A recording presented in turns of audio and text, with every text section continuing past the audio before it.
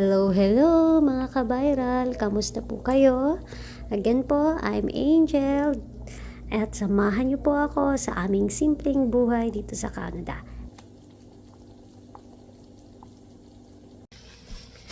Hello po mga ka-viral! So, today po magluluto tayo ng munggo. At salamat po sa nagbigay ng ampalaya na dahon at saka bunga.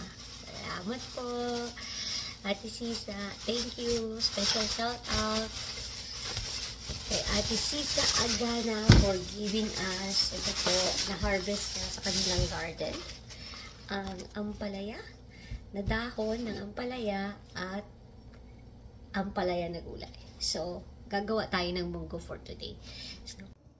Sinimulan po natin yan sa pamagitan ng paghiwa ng ating mga ampalaya, mga ricado, ampalayang bunga, and of course yung ating sibuyas. At ito palang munggo beans natin is overnight na pong nakababad yan. And ayan na po yung nahiwa nating ampalaya, and of course yung dahon nila nahugasan na. Then sinalang na po natin ang ating baboy.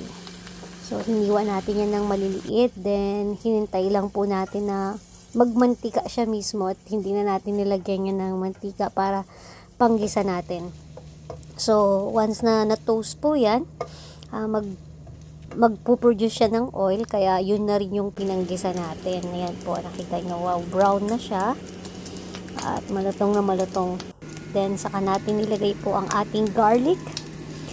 And, of course, ang ating sibuyas.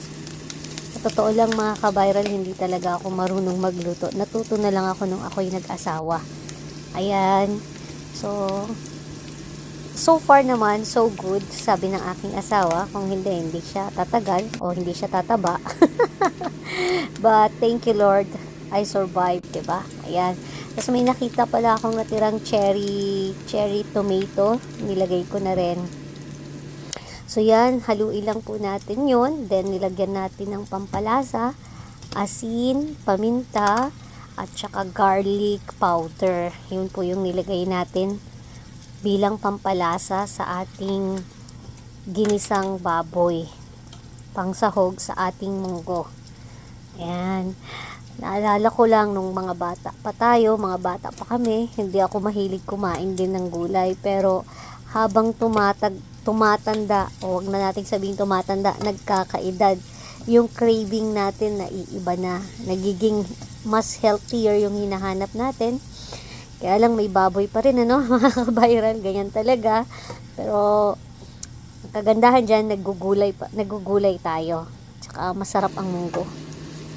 Ayan po, ginisa lang natin, minekos-mekos yung mga yun, may smoke effect pa, no? Ayan, minekos-mekos natin, then nilagay na natin yung munggo na overnight na po natin binabad. Actually, malambot na yan, kaya hindi ko na nilaga. Pero ayan, mainit na water na kaagad ang nilagay natin. Hinayaan nating maluto yun at maghalo ang mga lasa nila. Ayan. So, napakasarap. Diba? Kalain mo, dati ang alam ko lang luto is prito-prito. Pero ngayon, nakakapagmunggo na tayo. Oh, praise God. Overnight, habang tumatagal na nag-aasawa na nagluluto, natututo rin tayo. Galing yan sa university ng ating social media sa kakapanood ng mga kaya salamat po sa mga nag-share ng kanilang mga technique o ng mga recipe nila sa pagluluto. Natututo tayo. Ayan, nilagay na po natin yung gulay, yung ampalaya na bunga. Then pagkatapos nyan, pinalambot ko pala muna yan. Nagkaroon pa mga 2 minutes, 3 minutes pa bago ko nilagay ulit yung ating dahon. Kasi baka mas gusto ko yung hindi malata yung ating dahon. Ayan. At yan ay fresh from the garden ni Ate Sisa. Thank you po ulit. Ayan, kung nandyan lang kayo, amoy na amoy nyo yung munggo. At yan palang munggo na yan, ako mukhang 2 days namin kakainin ng aking husband dahil kami marami yan, marami maigi. Pero salamat sa Diyos dahil masarap at nagustuhan ng aking asawa ang aking luto. Naalala ko pala, during college kami, ang munggo o kahit nasa Pilipinas tayo, sa probinsya, madalas inuulam ang munggo every Friday. Hindi ko alam kung anong significance nun, pero yan na ang naging traditional sa ating mga tanghalian, sa ating hapagkainan, na every Friday, munggo talaga ang pambansang ulam natin. At the same time, merong isda, na pritong isda na nilalagay. Naalala ko nung ako'y nasa Pilipinas pa yan, madalas munggo. At pagkamaramihan, talagang pangmasa ang munggo. Pagka sinabi ko pong pangmasa, ang ibig sabihin po nito is, yung low budget tayo, pero yung mapapakain natin is talagang lahat, hanggang magdamag, hanggang isang buong araw, talagang masusulit mo yung munggo. Siguro po, pagka talagang sabaw ang ating ulam, pangmaramihan talaga siya. Marami yung nakikater, marami yung napapakain.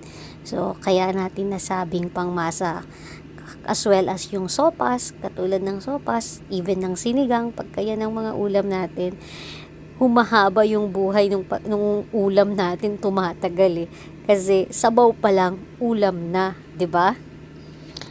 Walang ibig sabihin po yung pagwasa, no? Even mayayaman, kumakain po ng munggo at gustong-gusto nila yan. Ayan po ang aming simpleng pamumuhay dito sa Canada. God bless po mga ka-viral!